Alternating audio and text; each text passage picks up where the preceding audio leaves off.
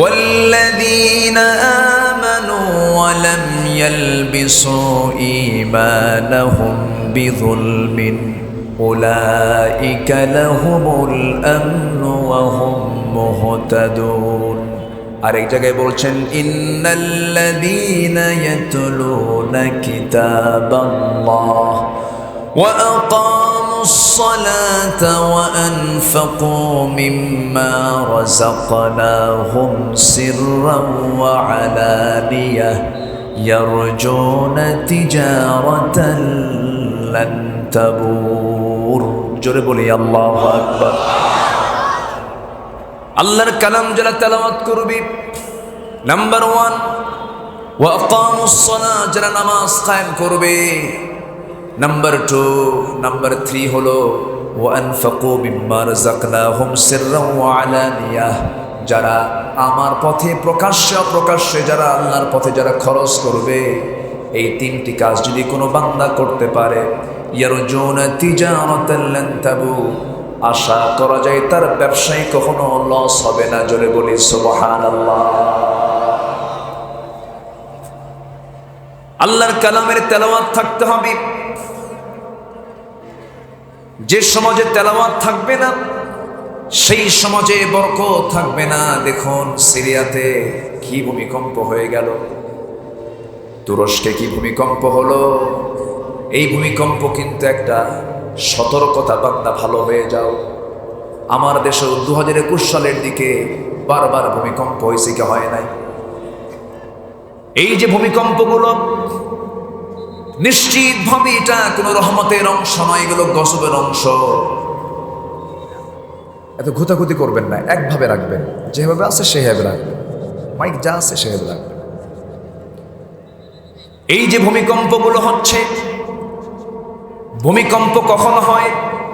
হাদিসের দৃষ্টিকোণ থেকে সমাজে যখন বেহায়াপনা বেড়ে যাবে, সমাজে যখন গান বাজনা বেড়ে যাবে, অশ্লীলতা বেড়ে যাবে, সুদের কারবার বেড়ে যাবে, মদের কারবার বেড়ে যাবে, জেনার পরিমাণ বেশি হয়ে যাবে, সেই সময় ভূমিকম্প আসে। কে নাজিল করেন? এগুলো কে পাঠায় দেন? আমার সংশোধন করার জন্য, আমাকে চেঞ্জ হওয়ার জন্য। আমার বন্ধুগণ, আল্লাহর আযাব গজব থেকে বাঁচতে হলে, সমস্ত রোগ থেকে আমাকে আপনাকে বাঁচতে হলে, আজ থেকে 20 বছর আগের দিকে তাকান। 20 বছর আগে এখন যে পরিমাণ রোগী, এই পরিমাণ রোগী কি 20 বছর আগে ছিল নাকি? এখন হসপিটালও বেশি, রোগীও বেশি, ডাক্তারও বেশি, পেশেন্টও বেশি, রোগীও বেশি, চিকিৎসকও বেশি। কিন্তু এটা তো হওয়ার কথা ছিল না। আমার বন্ধুগণ, যে সমাজে রোগ বেড়ে যাবে সেই সমাজে অসুখ, যে সমাজে পাপ বেড়ে যাবে সেই সমাজে রোগও বেড়ে যাবে। রোগ মুক্ত সমাজ গড়ার জন্য আল্লাহ বলছেন, বান্দা সমাজে তেলাওয়াতটা বাড়ায় দাও, কোরআন তেলাওয়াতটা বাড়ায় দাও। কিন্তু আজকে সমাজে তেলাওয়াত বেশি না গান বাজনা বেশি? বলেন কি বেশি? গান বাজনা বেশি। আমার ভাইয়েরা, শুধু তেলাওয়াত থাকলেই হবে না। ইমাম ইবনুল কাইয়িম রাহমাতুল্লাহ আলাইহি তিনি বলেছেন, কোরআনের পরিপূর্ণ হক আদায় করার জন্য কয়েকটা জিনিস লাগবে। নাম্বার 1 হলো কিরাআত, নাম্বার 2 হলো তিলাওয়াত, নাম্বার 3 হলো দিরাসাত, নাম্বার 4 হলো তাদাব্বুর, নাম্বার 5 হলো কোরআনটা যা পড়লাম, জানলাম, শিখলাম তা অনুযায়ী সমাজে তা বাস্তবায়ন করা। প্রথম ওহী যে নাজিল হয়েছে সেটাই হলো পড়ো, কিরাআত, ইকরা, আপনি পড়ুন হে রাসূল। এরপরে উতলু, আপনি তেলাওয়াত করুন। এরপরে দিরাসাত, এটাকে স্টাডি করুন। এরপরে তাদাব্বুর, ইয়াতাদাব্বারুনাল কুরআন আম আলা কুলুবিন আকফালুহা, কোরআনটাকে সুন্দর করে গবেষণা করার জন্য কে বলেছেন? আসতে বলবেন না, কে বলেছেন? আল্লাহ বলে দিয়েছেন। গবেষণায় আজকে মুসলমান ইসলামকে নিয়ে তাদের কোনো ফিকির নাই, কোরআনকে নিয়ে কোনো ফিকির নাই, তাদাব্বুর নাই, গবেষণা নাই। এমন মুসলমান আমার দেশে আছে, ক্লাস 1 থেকে মাস্টার্স ডিগ্রি নিয়েছে, ঠিক মতো সূরা ফাতিহা পড়তে পারে না। আছে না নাই? আসতে বলবেন না, আছে না নাই? সূরা ফাতিহা ছাড়া নামাজ হবে? সূরা ফাতিহা ছাড়া নামাজ হবে? হবে না। তাহলে আমি এত বড় শিক্ষিত হলাম, মাস্টার্স ডিগ্রি নিলাম, এত বড় যোগ্যতা হাসিল করে আমার নামাজটা আমি পড়তে পারলাম না। আল্লাহর ভাষায় ওই সমস্ত বান্দা হলো টাটকা মূর্খ। কি মূর্খ? কি মূর্খ? টাটকা মূর্খ। সবার আগে আমাকে এই কালামটা আগে আত্মস্থ করতে হবে, এই কোরআনটাকে আগে বুঝতে হবে সবার আগে। কারণ আমার আল্লাহ তাআলা আমাকে কি জন্য পাঠিয়েছেন, কেন পাঠিয়েছেন, উদ্দেশ্যটা কি, সব এই কিতাবে বলে দেওয়া আছে না? নাই? বলে দেওয়া আছে। সম্মানিত ভাইয়েরা, সম্মানিত বন্ধুগণ, সেই কালামে হাকিম থেকে আমি একটা আয়াতে কারিমা তেলাওয়াত করেছি। সূরাতুল বাকারার 218 নম্বর আয়াত। সূরাতুল বাকারা হলো কোরআনে কারিমের সবচাইতে বড় বৃহৎ সূরা। 286টি আয়াত সম্বলিত একটা বিশাল সূরা। এই 286টি আয়াতের একটি আয়াত হলো 218 নম্বর আয়াত, যেখানে আল্লাহ তাআলা বান্দাকে 3টা কাজ করতে বলেছেন। তুমি যদি এই 3টি কাজ করতে পারো, তুমি আমার রহমত প্রাপ্ত বান্দা হবে এবং আমি তোমাকে ক্ষমা করব, আমি তোমাকে দয়া করব। জোরে বলি সুবহানাল্লাহ। আমরা 3টি কাজ আজকে শিখে যাব। জোরে বলি ইনশাআল্লাহ। জোরে বলুন ইনশাআল্লাহ। আল্লাহ রাব্বুল আলামিন বলেন, ইন্নাল্লাযীনা ইয়াতলুনা কিতাবান ইন্নাল্লাযীনা আমানু ওয়াল্লাযীনা হাজারু ওয়াজাহাদু ফি সাবিলিল্লাহ উলাইকা ইয়ারজুনা রাহমাতাল্লাহ ওয়াল্লাহু গফুরুর রহিম। জোরে বলুন আল্লাহু আকবার। আল্লাহ রাব্বুল আলামিন বলেন, ইন্না নিশ্চয়, আল্লাযীনা যারা, ইয়াতলুনা যারা তেলাওয়াত করবে, ইন্নাল্লাযীনা আমানু যারা ঈমান আনবে। এখানে আল্লাহ তাআলা বলছেন 1 নম্বর কাজ হলো ঈমান আনবে যারা। কি আনবে বলেন? ঈমান আনবে যারা। এখানে আমরা যারা বসে আছি, কেউ কি আমরা এখানে বলতে পারি যে আমাদের ঈমান নাই? সবাই আমরা কি বলি? ঈমান আছে, ঈমান আছে। সবাই আমরা বলতেছি আমাদের ঈমান আছে, কিন্তু আল্লাহ তাআলা বলছেন যারা ঈমান আনবে। আবার আরেক জায়গায় ঈমানদারকে ডাক দিয়ে বলছেন, ইয়া আইয়ুহাল্লাযীনা আমানু আমিনু। হে ঈমানদারেরা, তোমরা ভালো করে ঈমান আনো। যেমন করে ঈমান তোমাদের আনা দরকার তেমন করেই তোমরা ঈমানটা আনো। আবার ঈমানদারকে আরেক জায়গায় ডাক দিয়ে বলছেন, ইয়া আইয়ুহাল্লাযীনা আমানু তাকুল্লাহা হাক্কা তুকাতিহি ওয়া লা তামুতুন্না ইল্লা ওয়া আনতুম মুসলিমুন। হে ঈমানদারেরা, তোমরা আল্লাহ তাআলাকে যথাযথভাবে ভয় করো এবং তোমরা মৃত্যুবরণ করো না যতক্ষণ না তোমরা মুসলমান না হতে পেরেছ। ঈমানদারকে কিন্তু ডাক দিয়ে বলা হচ্ছে, ঈমানদারেরা তোমরা ভালো করে ঈমানটা আনো, মুসলমান না হয়ে মরো না। মানে ঈমান আনলেই কিন্তু ঈমান আনা হয় না।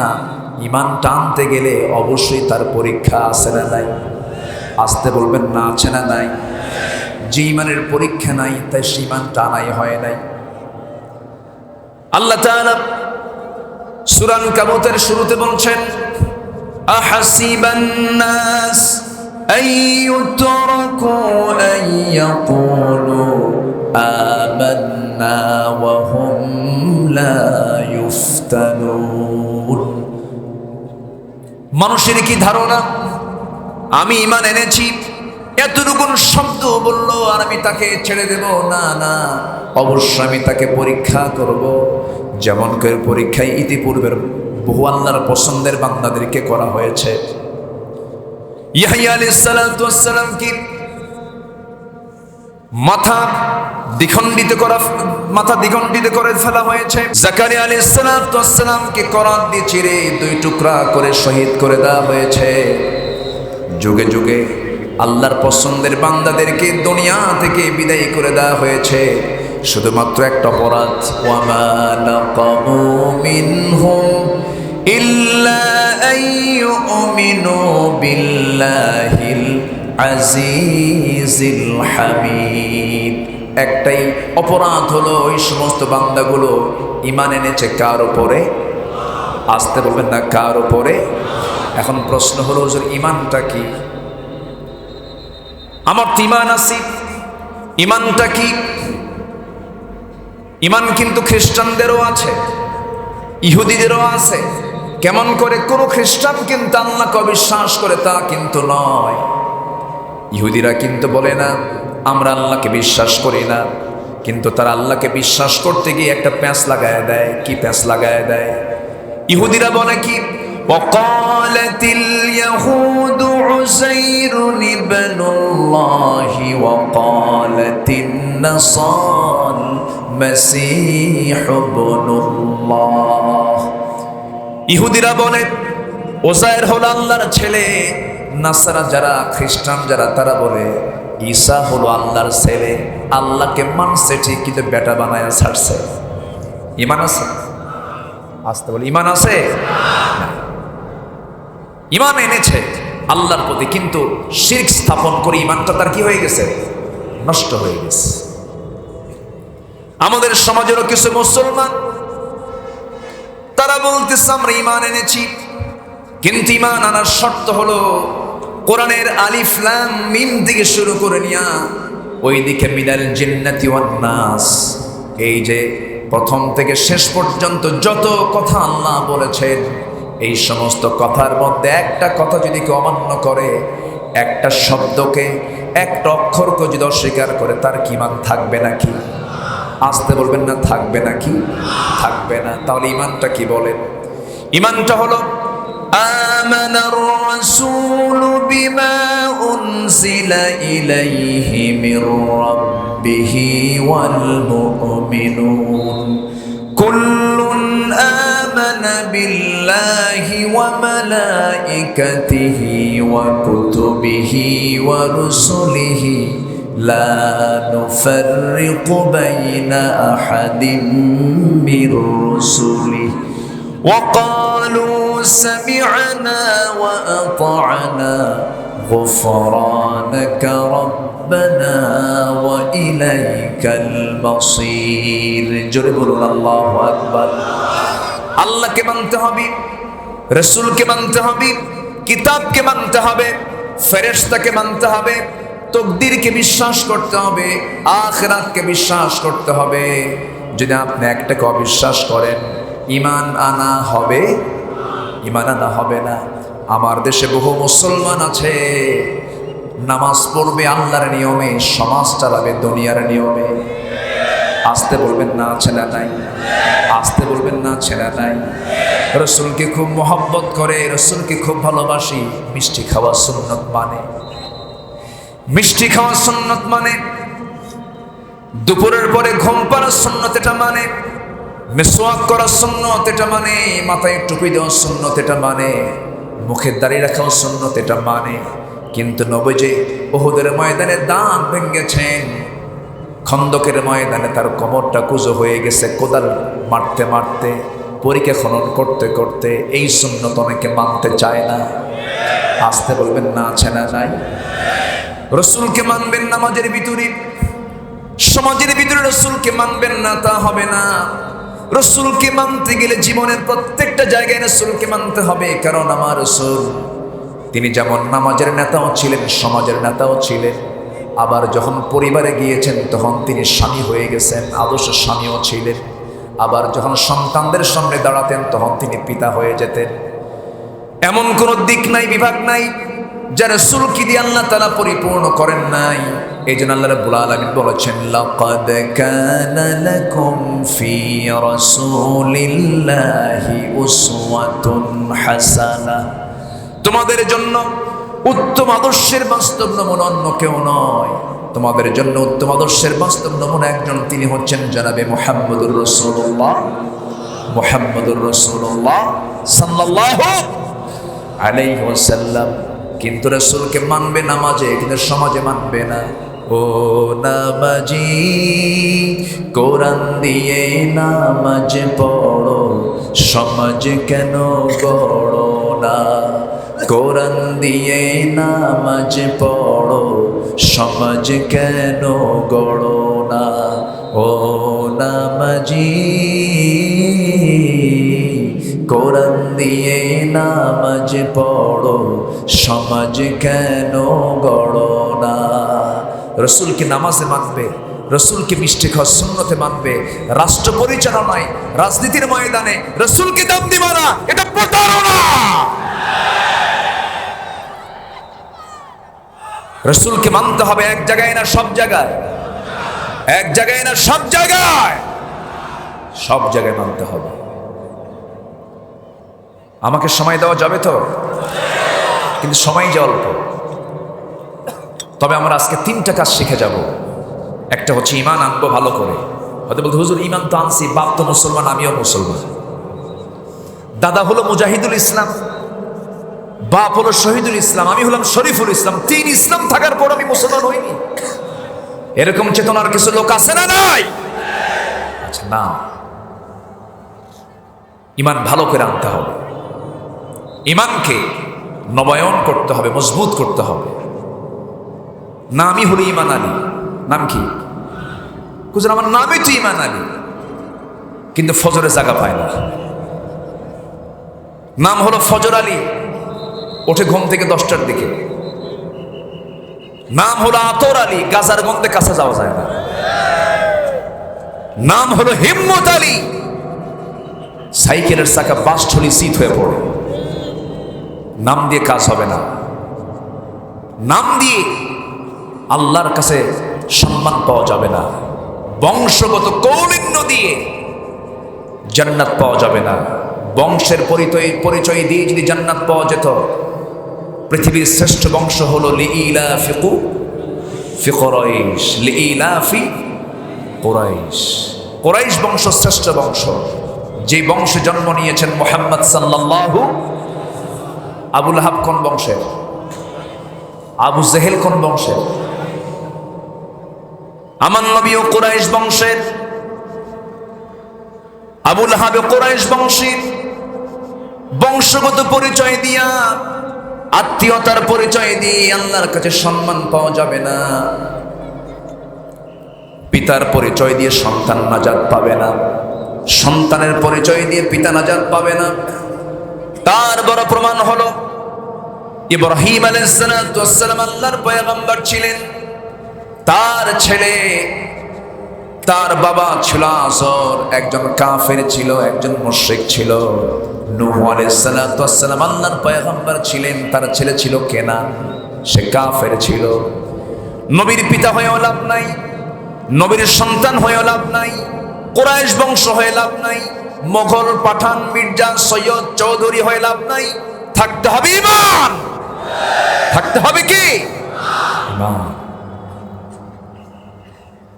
মাস 6 আগে আমি ঢাকা এয়ারপোর্টে, আমি চিটাগাং মাহফিলে যাব। ফ্লাইটে উঠবো, বোর্ডিং পাস নিয়ে ভিতরে ঢুকে গেলাম। বসবো কোথায়? বসার জায়গা পাচ্ছিলাম না। কারণ বাইরে কোথাও গেলো, মার্কেটে, শপিংয়ে, যেখানেই যান, পুরুষের আনাগোনা বেশি না মহিলার আনাগোনা বেশি? আলহামদুলিল্লাহ। আচ্ছা যাই হোক, থাকুক, কিন্তু পর্দার দরকার আছে না নাই? মেয়েদের মাথা থেকে পা পর্যন্ত ঢাকা, এই যে প্রশস্ত কাপড় দিয়ে যে ঢেকে ফেলা, এটা কি মোল্লার হুকুম না আল্লাহর হুকুম? মোল্লার হুকুম না আল্লাহর হুকুম? আল্লাহর হুকুম। তো আমি বসার জায়গা পাচ্ছিলাম না, তো ভাবলাম কোথায় বসা যায়। দেখি সামনের দিকে একজন টুপি মাথায়, মুখে দাড়িও আছে, সুন্দর চেহারা। আমি তার পাশে গিয়ে বসলাম, আমিও টুপিওয়ালা দাড়িওয়ালা, পাশে গিয়ে বসলাম, বসে সালাম দিলাম। কিন্তু সালামের একটা সুন্দর জবাব আমি পেলাম না, মানে আশাব্যঞ্জক যে উত্তর এটা আমি পাচ্ছি না।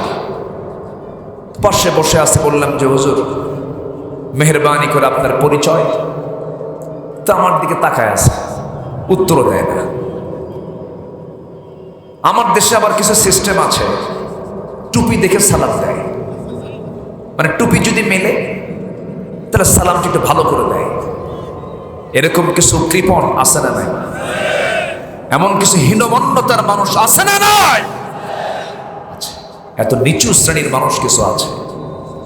আপনি আফগানিস্তানে যান, সেখানকার মুসলমান এক টুপি পরে, পাকিস্তান আরেক টুপি পরে, ওমান এক টুপি পরে, সৌদি এক টুপি পরে, মিশর আরেক টুপি পরে, তুরস্ক আরেক টুপি পরে, ইন্ডিয়াতে এক টুপি পরে, আবার মালয়েশিয়াতে মাহাতির মোহাম্মদের মাথায় একটা কালো টুপি দেখেন না, এক টুপি পরে। আমার দেশে একটু ভিন্ন টুপি পরে। এই টুপিকে কেন্দ্র করে সালাম পর্যন্ত দিতে কৃপণ আছে না? আসতে বলবেন না, আছে না নাই? আচ্ছা, তা আমি বললাম যে আপনার পরিচয় মুরব্বী। উনি বলতেছে আমি পীরজাদা, অমক পীরজাদা। আমি পীরকে কখনো খাটো চোখে দেখি নাই, কোনোদিন না। অবশ্যই পীর তো সম্মানজনক একটা অবস্থা। এই দেশে ইসলাম ঢুকেছে পীরদের মাধ্যম দিয়ে, আলহামদুলিল্লাহ বলেন। বাগেরহাটে শুয়ে আছেন কে? খান জাহান আলী, এটা খুলনার বুকে তিনি শুয়ে আছেন। রাজশাহীর বুকে শুয়ে আছেন শাহ মাকদুম। এরপরে সিলেটে শুয়ে আছেন শাহজালাল ইয়ামিনী রহমতুল্লাহ আলাই, শাহ আমানত রহমতুল্লাহ আলাই। এরকম করে বড় বড় অলি আউলিয়ার আগমন হয়েছে আমার দেশে। আমি সম্মান করব না কেমন?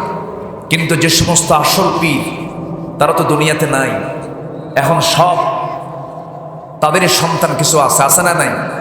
তারা হয়েছে পীরজাদা। সবাই কি পীরজাদা হয়? দুই একটা হারামজাদা নাই? দুই একটা হারামজাদা আছে না নাই?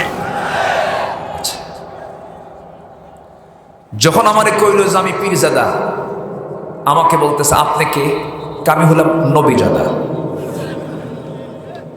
কি কথা কি বুঝতেছেন? তুমি আমার দিকে চেয়ে আছে, হুজুর আপনি আমাকে বলছে আপনি কি বললেন? হ্যাঁ, আমি তো নবীর ছেলে। আপনি পীরের ছেলে, আমি নবীর ছেলে। আমার বাপ আদম, আমি তার সন্তান। আমি বনি আদম, আমি নবীর ছেলে, আমার বাপ নবী ছিল।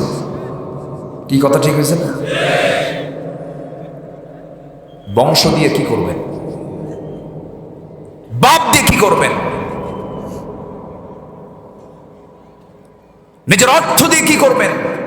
যশ খ্যাতি সম্মান দিয়ে কি করবেন? সবচেয়ে সম্পদ হলো ইমান। ইমান, ইমান, ইমানটার যত্ন নেব আমরা। জোরে বলি ইনশাআল্লাহ।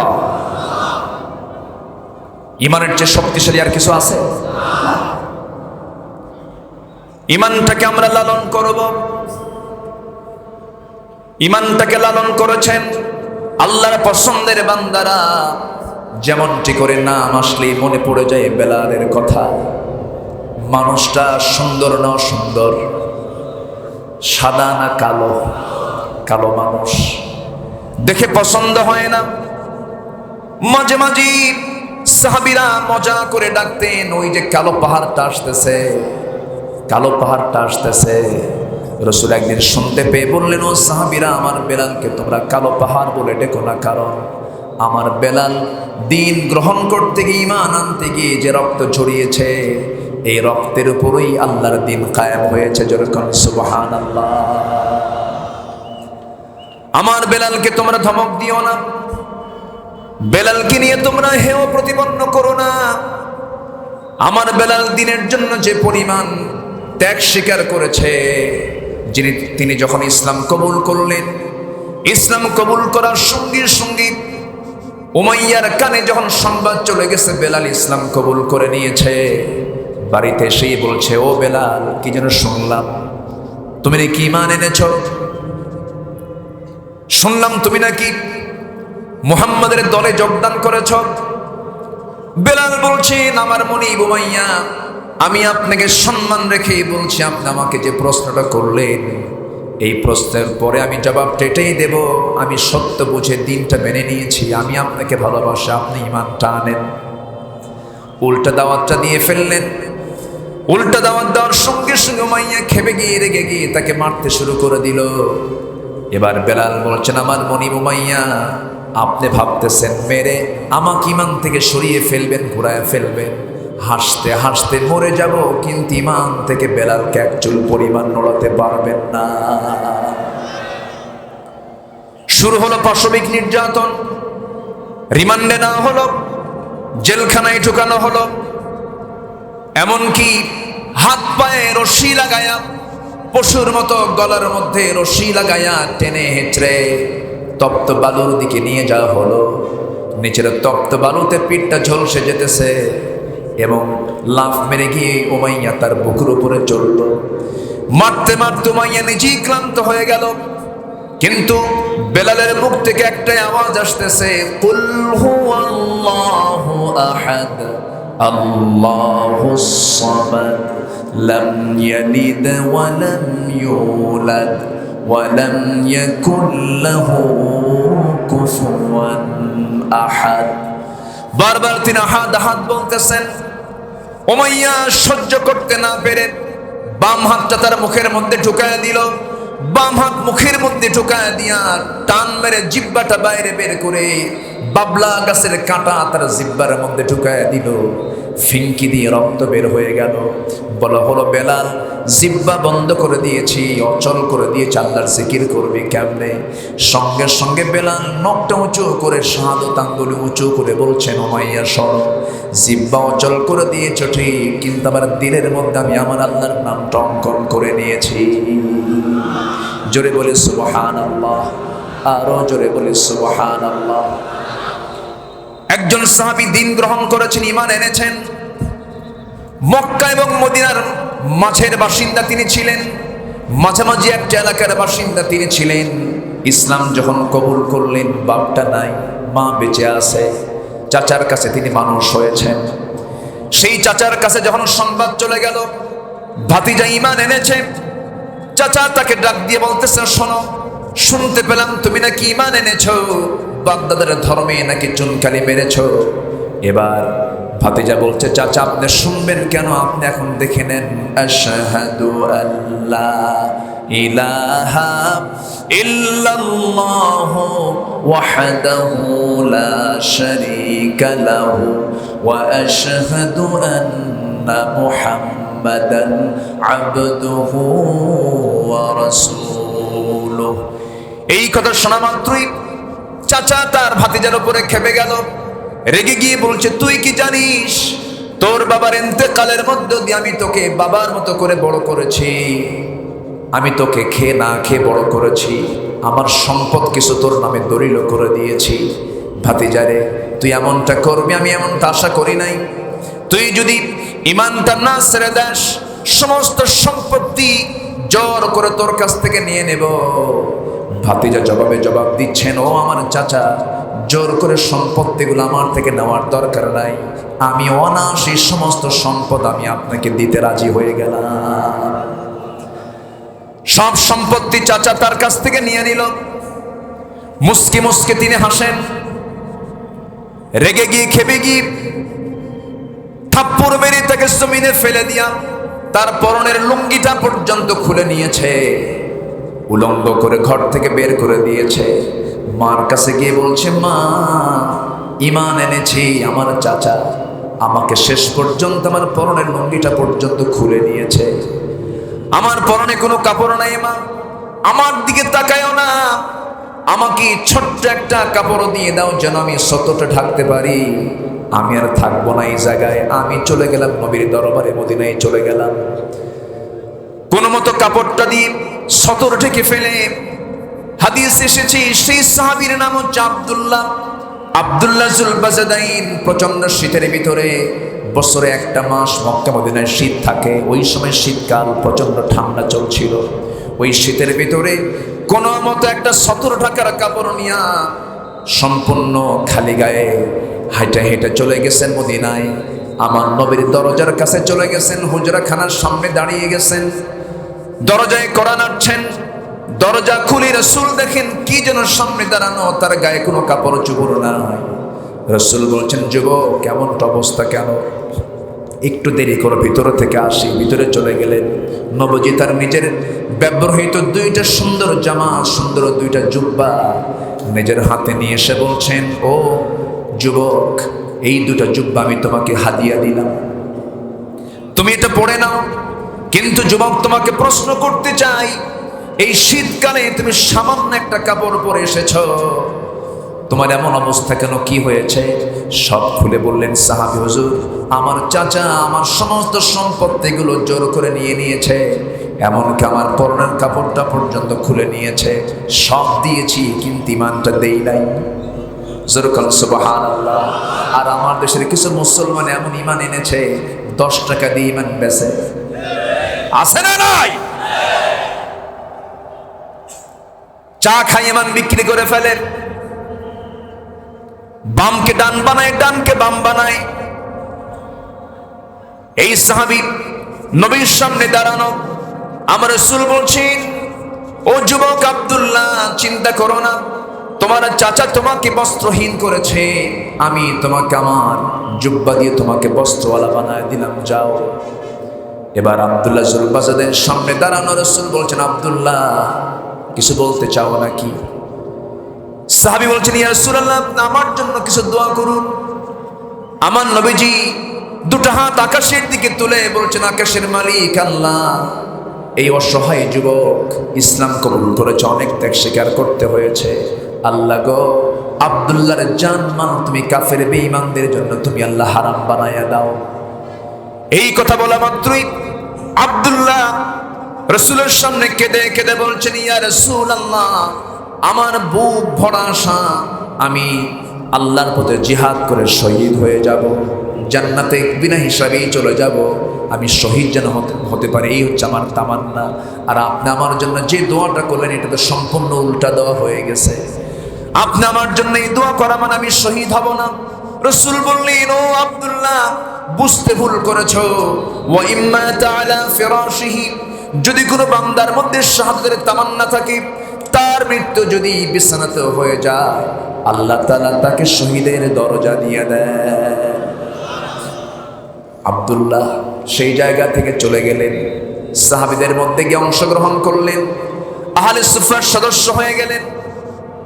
সব সাহাবীরা একসঙ্গে থাকেন, তার মধ্যে আব্দুল্লাহ থাকেন। কিন্তু আব্দুল্লাহ যখন কোরআন তেলাওয়াত করেন, চিৎকার মেরে মেরে কোরআন তেলাওয়াত করেন, তার চিৎকারে সাহাবীদের কষ্ট হচ্ছে। কয়েকজন সাহাবী এসে রাসূলকে বলছেন, ইয়া রাসূলুল্লাহ, এই যে নতুন একজন লোক আমাদের সাথে যোগ দিয়েছে, তার এত জোরে কোরআন তেলাওয়াত আমাদেরকে কষ্ট দিচ্ছে, মেহেরবানি করে আব্দুল্লাহকে একটু বলুন সে যেন আস্তে আস্তে করে তেলাওয়াত করে। রাসূল বললেন, সাহাবীরা, তোমরা যে সাহাবীর ব্যাপারে আমার কাছে অভিযোগ করছো, ওই সাহাবীর ব্যাপারে তোমরা কোনো অভিযোগ করতে যেও না। আব্দুল্লাহ যেমন করে তেলাওয়াত করুক সমস্যা নাই, কারণ আব্দুল্লাহ যে জোরে জোরে কোরআন তেলাওয়াত করতেছে, কারণ হলো আব্দুল্লাহ ঈমান আনতে গিয়ে দুনিয়ার সব কিছু হারিয়ে ফেলেছে, দুনিয়া বিক্রি করে সে ঈমানটা আনছে। যেরকম সুবহানাল্লাহ। আর আমরা দুনিয়া কিনি ঈমান দিয়া, দুনিয়া কিনি ঈমান দিয়া। আমার ভাইয়েরা, কোন এক যুদ্ধের ময়দানে নবীজির সঙ্গে ওই আব্দুল্লাহ জুলবাজাদাইন গেলেন। যুদ্ধ শেষ হয়ে গেল, জিহাদ শেষ হয়ে গেল। সেই ময়দান থেকে যখন ফিরে আসতেছিলেন, হঠাৎ করে নবীর কানে সংবাদ গেল, হুজুর, ওই আব্দুল্লাহ জুলবাজাদাইন অসুস্থ হয়ে গেছে। রাসূল বললেন, আহারে, তোমরা খুব সুন্দর করে তার সেবা করো, তার শুশ্রূষা করো, আমার খুব প্রিয় সাহাবী সে। সেবা করা শুরু হলো। 3টা দিন পর নবীর কানে সংবাদ চলে এলো, ইয়া রাসূলুল্লাহ, আব্দুল্লাহ জুলবাজাদাইন বেঁচে নেই, আব্দুল্লাহ জুলবাজাদাইন মারা গেছে, দুনিয়া থেকে বিদায় নিয়েছে। আমার নবীজি শোনা মাত্রই বললেন, সাহাবীরা, আমার আব্দুল্লাহর গোসলটা করাইয়া দাও, কাফনের কাপড়টা পরাইয়া দাও, জানাজার প্রস্তুতি তোমরা নিয়ে ফেলো, কিন্তু তার জানাজার দায়িত্ব আমি কারো কাঁধে দিব না, আমি রাসূল নিজে আব্দুল্লাহর জানাজার ইমামতি করব। জোরে বলুন সুবহানাল্লাহ, আর জোরে বলুন সুবহানাল্লাহ। আমি নিজে তার জানাজা পড়াবো। আমি নিজে তার ইমামতির দায়িত্ব পালন করব। জানাজার সময় হয়ে গেল, জানাজার সম্পূর্ণ করলেন আমার রাসূল। সম্পূর্ণ করার পর বলছেন, সাহাবীরা, আমার আব্দুল্লাহর কবরটা কোথায় তোমরা খনন করেছো? বলা হলো, ইয়া রাসূলুল্লাহ, ওই যে পাহাড় দুইটা দেখা যায়, পাহাড়ের ঠিক মাঝখান বরাবর কবরটা খনন করেছি আমরা, কবর প্রস্তুত হয়ে আছে। রাসূল বলছেন, সাহাবীরা, তোমরা কেউ তার কবরে নামবে না, আমি তার কবরে নামবো। জোরে বলুন সুবহান। আমি তার কবরে নামবো, আমি নেমে আমার আব্দুল্লাহর লাশ কবরে রেখে দেব। আমার নবীজি কাঁদতে কাঁদতে কবরের সামনে গিয়ে দাঁড়ালেন, একাকী কবরে নামলেন, দুইটা হাত আগায় দিয়ে বলছেন, ও আমার সাহাবীরা, আমার আব্দুল্লাহর লাশ তোমরা আমার হাতে তুলে দাও। লাশ যখন তার হাতে তুলে দেওয়া হলো, নবীজি বলছেন, আবু বকর, তুমি আমার ডান পাশে নামো, আমার ওমর তুমি আমার বাম পাশে নামো। আব্দুল্লাহর কবরে সেই মুহূর্তে যে তিনজন মানুষ নেমেছেন, এই তিনজনই হচ্ছেন পৃথিবীর সেরা মানুষ। জোরে বলুন সুবহানাল্লাহ। ওই কবরবাসীর কপালটা কত ভালো দেখেন। শুধুমাত্র কি এনেছেন বলেন? কি এনেছেন? দুনিয়া বিক্রি করে কি আনছেন? আর আমরা দুনিয়া কিনে আমরা ঈমান বিক্রি করি। এটাই হলো তফাৎ। আমার নবীজি কবরের ভিতরে নামলেন, বলছেন, ওরে আবু বকর, আব্দুল্লাহর মাথা ধরো। ওরে ওমর, তুমি আমার আব্দুল্লাহর পাটা ধরো। আমার নবীজি মাঝখান বরাবর ধরে তাকে শোয়া দিলেন। শোয়া দিয়া চেহারাটা কিবলামুখী করে দিয়া নবীজি তার বুকের উপরে হাত রেখে কাঁদতে কাঁদতে আসমানের দিকে তাকিয়ে তাকিয়ে বলছেন, আরশের মালিক আল্লাহ, এই মুহূর্ত পর্যন্ত আমি আব্দুল্লাহর উপরে সন্তুষ্ট আছি, তুমি আব্দুল্লাহর উপরে সন্তুষ্ট রাজি হয়ে যাও। এই কথা যখন রাসূল বারবার বলছিলেন, পাশে দাঁড়িয়ে থাকে একজন সাহাবী, সাদ ইবনে আবি ওয়াক্কাস রাদিয়াল্লাহু তাআলা আনহু, তিনি হাউমাউ করে কাঁদতে কাঁদতে বলছেন, আল্লাহ, আমি বড় পোড়া কপালওয়ালা মানুষ, আমি আজকে সাদ ইবনে আবি ওয়াক্কাস এই জায়গায় দাঁড়িয়ে না থেকে যদি ওই কবরবাসী হতে পারতাম, ওই কবরের যদি মেহমান হতে পারতাম, আমার জীবনটা ধন্য হয়ে যেত। আমার নবীজি তাকে সমাহিত করে সেখান থেকে চলে আসলেন। আমার নবীজি তার জন্য খাস করে দোয়া করে দিলেন। এই জন্য ঈমানটা লালন করতে গেলে দুনিয়া ধরতে হবে না, দুনিয়া ছাড়তে হবে। বলেন বলেন বলেন। এই দুনিয়া ছাড়া মানে আবার বুঝবেন না যে বউ পরিবার পরিজন দেখবো না, তা নয়। অবৈধ কোনো কাজে যাওয়া যাবে না, হারাম কোনো কাজে যাওয়া যাবে না, হারাম কোনো প্রক্রিয়ায় যাওয়া যাবে না, অসৎ নেতৃত্ব গ্রহণ করা যাবে না। আমি নামাজি, আমার একজন নেতা বেনামাজি হতে পারে না। আজকের সমাজ ধ্বংস হওয়ার মূল কারণ হলো সৎ নেতৃত্বের সংকট। আসতে বলবেন না, জোরে বলুন ঠিক কিনা? আমার ভাইয়েরা, মসজিদে যতটুকু সময় থাকি আমরা, সেখানে কোনো সমস্যা আছে? ইমাম কয়জন? আসতে বলে, ইমাম কয়জন? আর বাকি সব কি মুসল্লি। কোনো সমস্যা নাই। কোন মুসল্লি যদি বলে, ইমাম আমি তোর চাইতে বড়, আমি তোর আগে সেজদায় যাব, নামাজ হবে? নামাজ হবে? হবে না। একটা প্রশ্ন করি, আমার দেশে নেতা বেশি না কর্মী বেশি? বলে, আপনারাই বলেন, নেতা বেশি না কর্মী বেশি? নেতা। কেউ তো বলে না যে আমি অমুক দলের কর্মী, কেউ কিন্তু বলে না। সবাই বলে আমি নেতা, কেউ কর্মী হতে চায় না। এই জন্য কোন কর্মী তো নেই, সব নেতা, সব মনস ভেঙ্গে শেষ, ঠিক কিনা? মসজিদে যান, মেম্বারে বসে কয়জন? কোন ঝামেলা আছে? রাসূল নেতৃত্ব তৈরি করেছেন নামাজ থেকে। রাসূল নেতৃত্ব তৈরি করেছেন কিসের থেকে? নামাজ থেকে। আমার নবীজি দুনিয়া থেকে বিদায় নেবেন, বিদায়ের একটু আগ দিয়ে আম্মা জান আয়েশার ঘরের মধ্যে তিনি ঢুকলেন। ঢুকে বলছেন, আয়েশা, মনে হয় আমি বাঁচব না, আমি দুনিয়া থেকে বিদায় নিয়ে নেব, তুমি আমার মাথায় একটু পানি ঢেলে দাও। উরুতে মাথা রেখে রাসূল আরাম ফরমাচ্ছিলেন। হঠাৎ করে আযান পড়ে গেল। আজান দিলেন কে? বলেন কি আজান দিলেন? আমার নবীর কানে যখন আজান চলে গেল, রাসূল বলছেন, ও আয়েশা, আজান তো হয়ে গেল, নামাজ তো পড়া দরকার। আমার নবী আস্তে করে ওঠার জন্য চেষ্টা করলেন, পারলেন না। যখন তিনি পড়ে যেতে নিলেন, আম্মা জান আয়েশা তাকে ধরে ফেললেন। এবার রাসূল বলছেন, আয়েশা রে, বুঝতে পেরেছি জামাতে নামাজ আর আমার আর কিসমতে নাই। অতএব তুমি তোমার আব্বা আবু বকরকে বলো, আমার প্রিয় সাহাবী প্রিয় বন্ধু আবু বকরকে বলো, আমার আবু বকর যেন আমার মুসল্লায় দাঁড়ায় যেন সে আমার দায়িত্বটা পালন করে, আমার দায়িত্ব যেন সে পালন করে। এর মানে রাসূল বুঝায় দিলেন, আমি আর পারছি না নেতৃত্ব দিতে, নামাজ আর পড়াতে পারছি না, আমার মৃত্যুর সময় ঘনিয়ে এসেছে। আমার মুসল্লা আবু বকর দাঁড়ানো মানে হলো আমার পরবর্তী খেলাফতের দায়িত্ব আমার আবু বকর পালন করবে। জোরে বলি সুবহানাল্লাহ। অতএব সকল নেতৃত্ব আসবে হলো নামাজ থেকে। যে নেতার নামাজ নাই, যে নেতৃত্বে নামাজের কোনো আহ্বান নাই, সেই নেতৃত্বের মুখে আমরা জুতা মারি, থুতু মারি।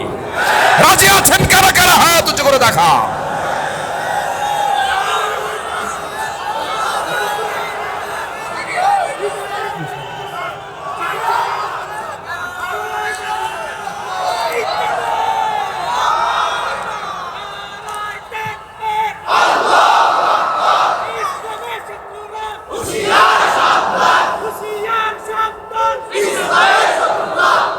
কোরআন হাদিস যেখানে, আলেম উলামা যেখানে, নারে তাকবীর। কষ্ট পেলেন? নারে তাকবীর তো মুসলমানদের স্লোগান, তাই না? না কোনো দলীয় স্লোগান? নামাজে এই স্লোগান আছে না নাই? আজানে এই স্লোগান আছে না নাই? তারপরে আমি যখন মরে যাব, আমাকে যখন লাশ সামনে হাজির করা হবে, জানাজার প্রথম তাকবীর কি? জোরে বলেন, আরো জোরে। সেকেন্ড তাকবীর কি? তৃতীয় তাকবীর কি? চতুর্থ তাকবীর কি? অতএব জন্মে আল্লাহু আকবার, আসানে আল্লাহু আকবার, নামাজে আল্লাহু আকবার, রুকুতে আল্লাহু আকবার, সেজদায় আল্লাহু আকবার, জানাজা আল্লাহু আকবার, সমাজে আল্লাহু আকবার বলতে বাধা কোথায়? যারাই বাধা দেয় তারাই সবে আবু জাহেলের প্রেতাত্মা। আমার নাম বন্ধ হতে পারে, আমার আল্লাহর নাম বন্ধ করা যাবে না। আমার আল্লাহর নাম থাকবে সবার নিচে না সবার উপরে। অনেকে ব্যালেন্স করে জান্নাত পেতে চান। কিছু ইমানদার আছে হজেও যায়, সুদও খায়। এগুলো তো এলাকায় নাই। আসতে বলবেন না, আছে না নাই? হজেও যায়, সুদও খায়। হজ থেকে আসার পরে হাসি না বললে মন খারাপ করে। তুমি যে সুদ খাও, সুদখোর বললে তো তুমি সন্তুষ্ট হও না। তোমার নামের আগে যদি হাসি লাগে, প্রয়োজন হয়, তুমি যে সুদ খাও তার লেখা উচিত বিশিষ্ট হাসি, বিশিষ্ট সুদখোর,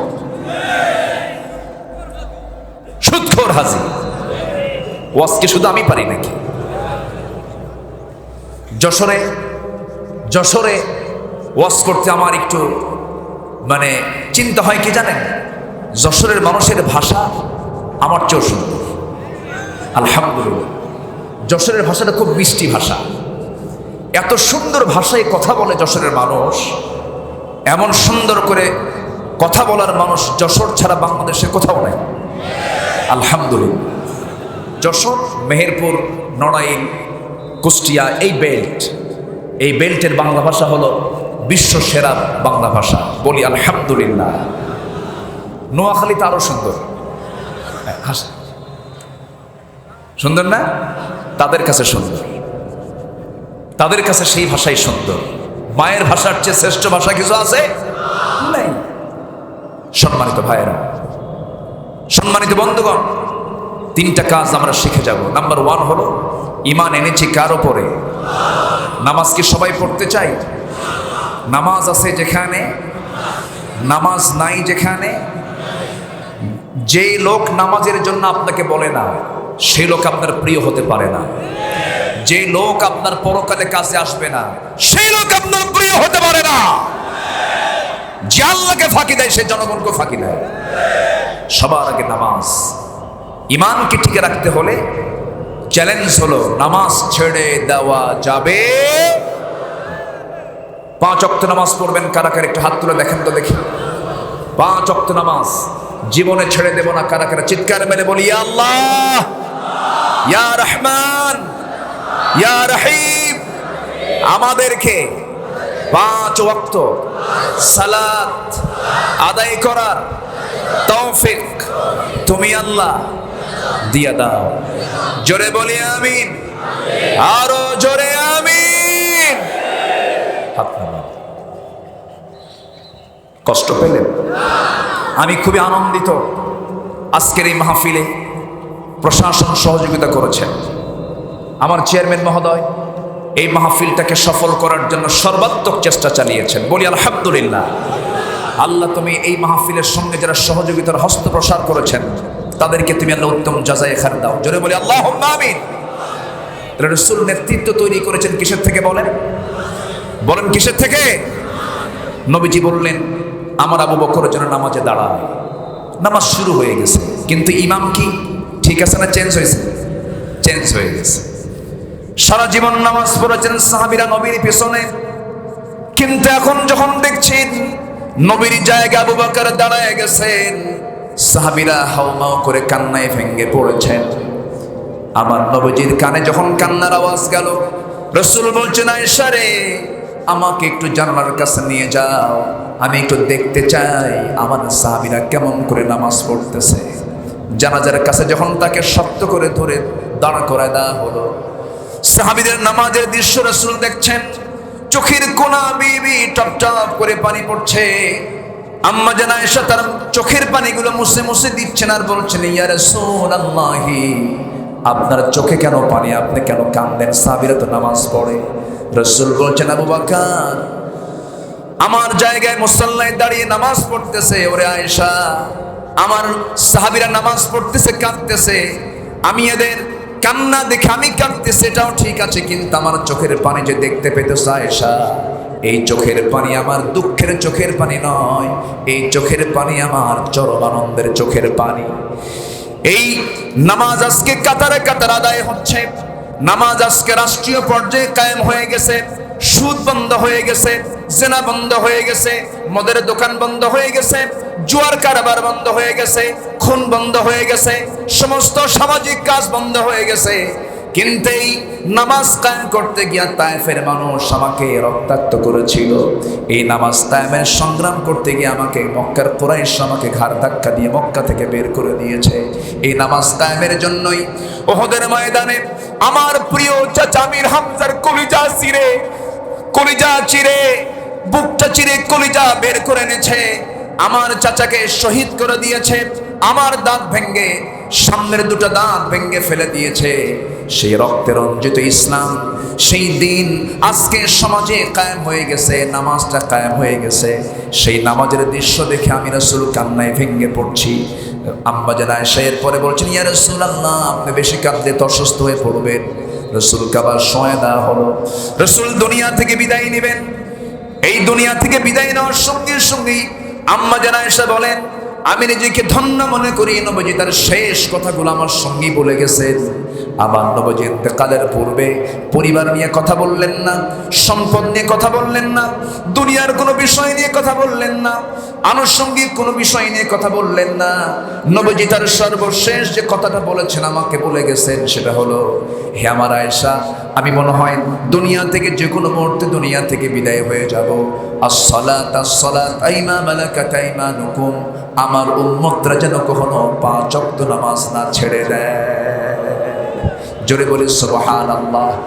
এই দেশে 95% মুসলমান, 90% মুসলমান।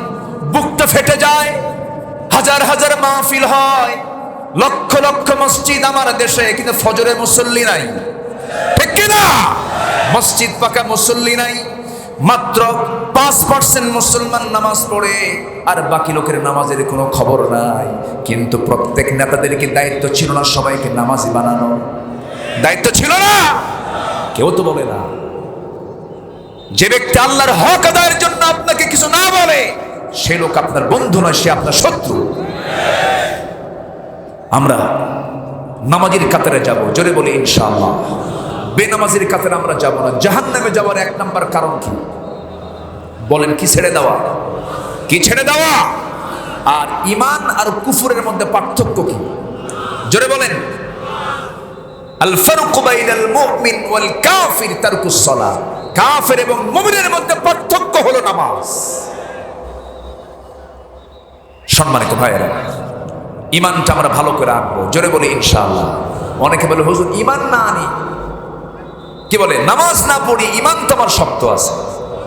এরকম পাবলিক কিছু আছে না নাই? ঈমান মজবুত হবে নামাজ না পড়া, নামাজ পড়ে, নামাজ পড়ে ঈমানটা মজবুত হবে। আমরা নামাজকেও ছেড়ে দেব না, জোরে বলি ইনশাআল্লাহ।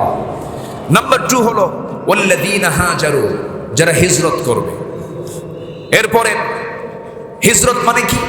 হিজরত মানে এখানে এই আয়াতের ব্যাখ্যা হলো রাসূল তার সাহাবা কেরামকে নিয়ে একটা দেশ থেকে আরেকটা দেশে চলে আসছেন। দেশ ত্যাগ করা, স্থান ত্যাগ করা, এটাকে কি বলে? হিজরত। অধিকাংশ পয়গম্বর যারা দামি পয়গম্বর মানে কি? উল্লেখযোগ্য পয়গম্বর যারা রাসূল ছিলেন, যাদের কাছে আল্লাহ তাআলা আসমানি কিতাব দিয়েছেন, যেরকম মূসা আলাইহিস সালাতু ওয়াস সালাম, তিনি হিজরত করেছেন। ইব্রাহিম আলাইহিস সালাতু ওয়াস সালাম, তিনি হিজরত করেছেন। দেশের মাটিতে তাদের জায়গা হয় না, তাদেরকে গালিগালাজ দেওয়া হয়েছে, মামলা ঠুকিয়ে দেওয়া হয়েছে, কিন্তু হিজরতের ফলাফল হলো বিজয়। হিজরতের ফলাফল কি? বিজয়। রাসূল হিজরত করার পরই পরাজয় না বিজয়? পরাজয় না বিজয়? আল্লাহ বলছেন ঈমান যারা আনবে, ওয়াল্লাযীনা হাজারু, হিজরত যারা করবে, এবং ওয়াজাহাদু ফি সাবিলিল্লাহ, এবং আল্লাহর রাস্তায় যারা জিহাদ করবে, এই 3টি কাজ যারা করবে, উলাইকা ইয়ারজুনা রাহমাতাল্লাহ, আশা করা যায় এরাই আল্লাহর রহমত প্রাপ্ত বান্দা হবে। জোরে বলে সুবহানাল্লাহ, জোরে বলে সুবহানাল্লাহ। আযান হয়েছে আরো 20 মিনিট আগে, চিন্তার কোনো কারণ নেই, বসেন। আমি মোনাজাতের মধ্য দিয়ে আজকের মাহফিল শেষ করব, জোরে বলে ইনশাআল্লাহ। তো আজকের মাহফিল আমি লক্ষ্য করছি মুরব্বী কাতারের লোকের চাইতে যুবক কাতারের লোকেরা বেশি, যুবকরা আজকের মাহফিলে বেশি। বলি আলহামদুলিল্লাহ। এটা কি ভালো দিক না খারাপ দিক? বলেন, ভালো দিক না খারাপ দিক? আজকে অনেক যুবক কিন্তু মাদকাসক্ত হয়ে পড়েছে। একটা পরিবারে মাদক যদি তৈরি হয়, একটা ফ্যামিলির একটা ছেলে যদি মাদকাসক্ত হয়, পরিবার শেষ, সমাজ শেষ। সেই সময় মাহফিল এসেছেন হাজার হাজার যুবক। বলি আলহামদুলিল্লাহ, জোরে বলি আলহামদুলিল্লাহ। যুবকদের কাছে আমি 3টা মেসেজ দেব, এটা খুব জরুরি মনে করছি। নাম্বার ওয়ান, তুমি যদি এই 3টা কাজ করতে পারো, আল্লাহ তোমার রিজিক ডাবল ডাবল করে দিবেন। কোরআন এবং হাদিসকে সামনে রেখে বলছি। নাম্বার 1, দ্রুত বিয়ে শাদী করে ফেলে দাও। যুবকরা মানে খুশি হয় না। এই খুশি হন, বিয়ের কথা কইলাম, খুশি হন, কিছুই হয় না। 1 নাম্বার কি করা? আস্তে আস্তে কর। কি করা? মুরব্বীরাও দেখতেছে বিয়ে করতেছে, কি বিয়ে শাদী করবেন নাকি আপনারা? বুড়ি জানলে কিন্তু খবর আছে। 1 নাম্বার হলো বিয়ে শাদী করতে হবে। ফানকিহু মা তাবা লাকুম ওয়া আনকিহুল আয়ামা, তোমরা কোন নারীকে বিয়ে করো? যে নারীর স্বামী নাই, স্বামীহীন নারীকে বিয়ে করো। যুবকরা কি করে জানেন? যার স্বামী আছে ওখানে যে গুতি করে। আল্লাহ তাআলা এটা বলে দিয়েছেন, সাবধান, নিজে এক আযাব নিও না, অন্যকে আযাবের মধ্যে ফেলে দিও না, বিয়েটা করে নাও। হয়তো মনে মনে যুবকরা বলতেছে, হুজুর লজ্জায় কিছু বলতে পারতেছে না, আব্বা তো রাজি না। মেয়ের বাপরা আরো কন্ডিশন দেয়, কেমনে বিয়ে করি? হ্যাঁ, চাকরি চাই। দেখেন, এই যে মুখ খুলে কইছেন 2-1 সামনে থেকে, তাও সরকারি চাকরি চায়। হ্যাঁ, চাকরি সব হবে না, সরকারি চাকরি হতে হবে না। রাসূল তার মেয়েকে বিয়ে দিয়েছেন সরকারি চাকরি দেখে, টাকা দেখে, ঘর দেখে, বাড়ি দেখে, চেহারা দেখে, তাকওয়া দেখে, ঈমান দেখে বিয়ে দিয়েছেন। আমার মেয়ের বাবা যেখানে এখানে বসে আছেন যারা, আমি সবার কাছে উদাত্ত আহ্বান জানাবো, মেয়েকে বিয়ে দেওয়ার সময় সবার আগে চিন্তা করবেন আমার মেয়ের সুখ হতে হবে, শান্তি পেতে হবে। ঘর দেখে নয়, ছেলের গুণ দেখে, ছেলের তাকওয়া দেখে, ছেলের নামাজ দেখে, ছেলের ঈমান দেখে বিয়ে দিতে হবে, ঠিক কিনা? যুবকরা, তোমরা তোমাদের ঈমানকে পাকা করো। মেয়ে মানুষ দেখলে ছায়া থেকো না। কি কথা কি বোঝা গেল নাকি? চেয়ে থাকা যাবে অন্যের বইয়ের দিকে না নিজের বইয়ের দিকে? বিয়ে শাদী করে নিজের স্ত্রীর দিকে তাকাও, আল্লাহ তাআলা তোমাকে সওয়াব দিয়ে ভরপুর করে দিবেন। আলহামদুলিল্লাহ, জোরে বলি আলহামদুলিল্লাহ। কি যুবকরা মন খারাপ করছো নাকি তোমরা? বিয়ে করার দরকার আছে। তুমি ভেবো না যে আমি গোছায়া বিয়ে করব না, বিয়ে করে গোছায় নিতে হবে। বিয়ে ছাড়া তোমার সংসার হবে না, তোমার বরকত হবে না। এই দেশে যত বড় বড় মিলিয়নার, বিলিয়নার, যত বড় বড় বড় ধনী যারা, তারা সব বিয়ের পরে ধনী। আমার নবীজিও যতটুকু সম্পদ পেয়েছিলেন বিয়ের পরে তিনি ধনী হয়েছিলেন। আলহামদুলিল্লাহ বলেন। বিয়ের পরে বরকত কমে না বাড়ে? কমে না বাড়ে? বাড়ে। বিয়ে শাদী করে নিবা, বাপ মাকে না বললেও হবে। এই কিছু কয় না, বাপ মাকে বলার দরকার আছে না নাই? আচ্ছা সম্মানিত ভাইয়েরা, যুবকরা, নাম্বার 2 হলো পিতামাতার সঙ্গে সুন্দর আচরণ করতে হবে। পিতামাতার সঙ্গে খারাপ আচরণ করা যাবে না। এমনও সন্তান আছে বাপ মাকে তো ভাত দেয় না, বাপ মাকে প্রহার করে, মারে। মারার রেকর্ড আছে না নাই? চেয়ারম্যান সাহেব ভালো বলতে পারবে। এগুলোর বিচার তো ঘন ঘন করতে হয়। মুসলিম পরিবারের সন্তান বাপ মার গায়ে হাত ওঠে, ওর মধ্যে ইসলাম আছে? ইসলাম নাই। যদি তোমার রিজিকটাকে বাড়াতে চাও, বাপ মার সঙ্গে সুন্দর আচরণ করবা, তোমার রিজিক আল্লাহ তাআলা ডাবল বানায় দিবেন। নাম্বার 3 হলো জীবনের সকল জায়গায় ভয় পেতে হবে কাকে? তুমি মোবাইল দেখতেছো, আর তোমাকে দেখছেন কে? মোবাইল তার ব্যবহার করা জায়েজ নাই যার ঈমান দুর্বল। যার ঈমান দুর্বল তার মোবাইল ব্যবহার করা জায়েজ নাই। মোবাইলকে আগে ঈমানদার বানাতে হবে। তুমি ঈমানদার হবা, ওটাকেও তোমার মুসলমান বানাতে হবে। মোবাইল ব্যবহারও অবশ্যই সাবধানতা অবলম্বনের দরকার আছে না নাই? আচ্ছা, এই 3টা মেসেজ আমি যুবকদেরকে দিলাম। সময় শেষ দিকে আমি চলে এসেছি। মাদেরকে বলবো, মেহেরবানি করে মা, আপনি যেখানেই যান না কেন, 14 জন পুরুষ ছাড়া পৃথিবীর সকল পুরুষের সঙ্গে আপনি পর্দার পরিবেশে চলবেন, আল্লাহ আপনাকে জান্নাত দিয়ে দিবেন। জোরে বলে সুবহানাল্লাহ। এই ওঠে কেন? এই যে বসেন, আমিও যাব তো। আপনি গেলে আপনাকে দেখে আরেকজন যাবে। সবার কাছে উদাত্ত হবেন। আমার সঙ্গে সবাইকে দোয়ায় শামিল হবেন, ইনশাআল্লাহ। দোয়ায় শামিল হবেন। দোয়ার কি দরকার আছে? ওই তুরস্কের মুসলমানরা 4 থেকে 5 হাজার তারা ইতিমধ্যে মারা গেছে, ডেড বডি হয়েছে। তাদের জন্য অন্তত তো একটা দোয়া করা দরকার। দোয়ার দরকার আছে না নাই বলেন তো? অনেক দূরে, কিন্তু তারা আমাদের কি আসতে বলে? আরো জোরে। মার পেটের ভাই যদি ইমানদার না হয়, তার চাইতে বেশি দামি ভাই হলো আমার দ্বীনি ভাই, আমার মুসলমান ভাই, ঠিক কিনা?